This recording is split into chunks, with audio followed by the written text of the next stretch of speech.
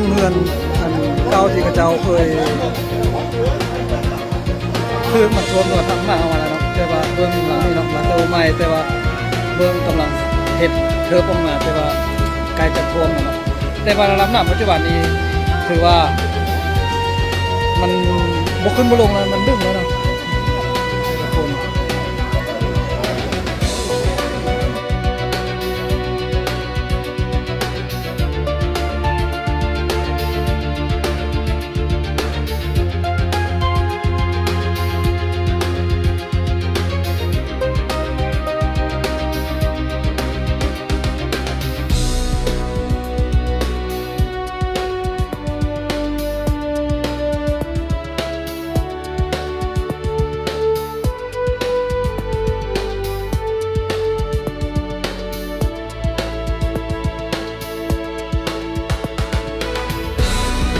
มีน้ำหลายเมืองคำก็น้ำท่วมหมดเนาะสู้ๆเด้อพี่น้องเมืองคำเดี๋ยวขอเป็นกำลังใจให้ทุกคนมีแห่งที่หลายกว่าเก่า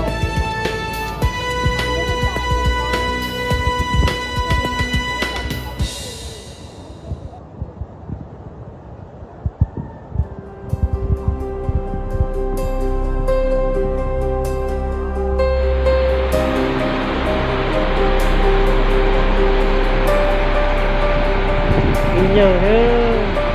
ทางขับหมดแล้วมาได้แล้วนี่ไป80ก่อนเด้อเดี๋ยวนี้ไปวิจันทร์เห็นสัตว์สมบูรณ์เลิศนี่นะ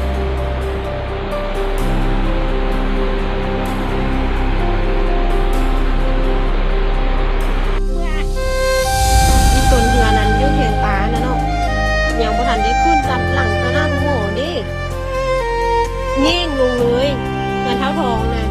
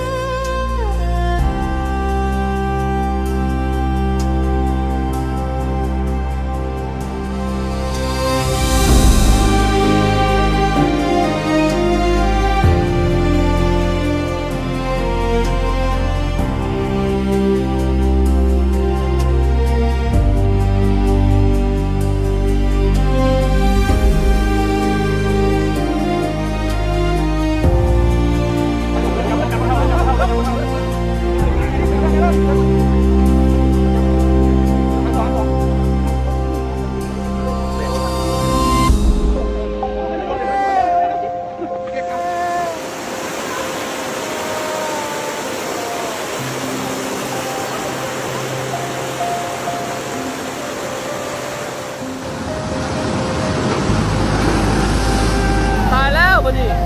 โลนำมาแทงยาวพี่น้องเขานำกลมนำดินพุ่งตะลำตะลินกิ่งลงมาม้วนยาวอัน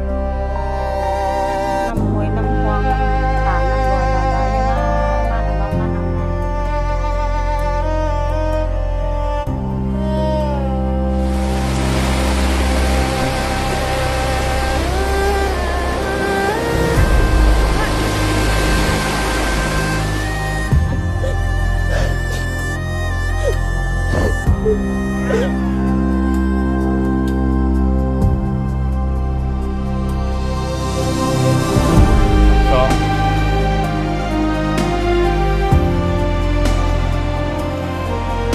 ฟากน้ำท่วมหมดเลย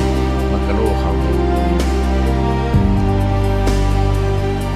แล้ว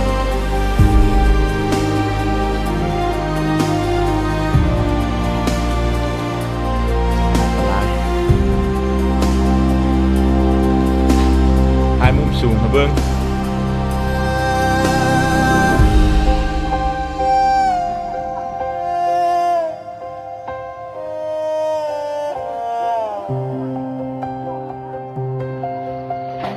รถกระพุนเอาอย่างบ่ทันจากย่าง ทุกคนเอ้ยตอนนี้เวลา4 โมงแรงเนาะระดับน้ำยังเพิ่มขึ้นสูงแล้วก็หนักเองมีมือแรงนี่สินอนอยู่ใส่นี่ไปอยู่ใส่เป็นแนวนี้นะ มาอยู่บ้านนี้ได้25-26 ปีแล้ว ำลังเจอกับน้ำท่วมหลายปานนี้ครั้งแรก เนาะไอ้กลัวตัวนี้ฮักเลยเนาะกลัวตัวนี้อันนี้เด้นี่ฮักเลยแตกเลยกลัวตัวนี้กลัวน้องบกเรียบร้อยเอาไปเร็ว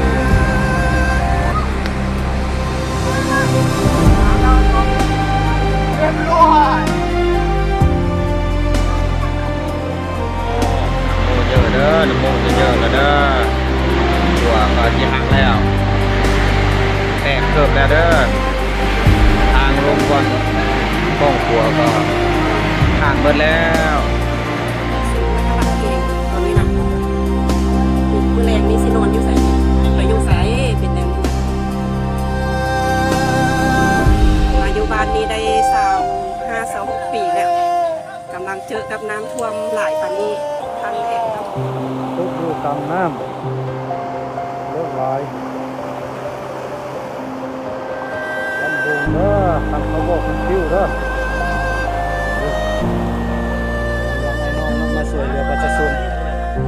ยกใหญ่เครื่องออกจากเครื่องเขตน้ำท่วมเนาะบ้านโนนบุกแก้วเนาะ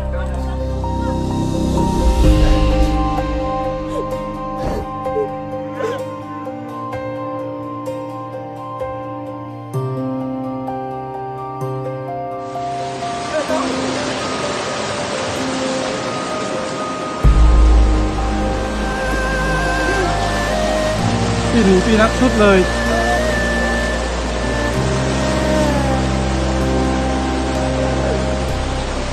ปีนี้ปีนักชุดเลย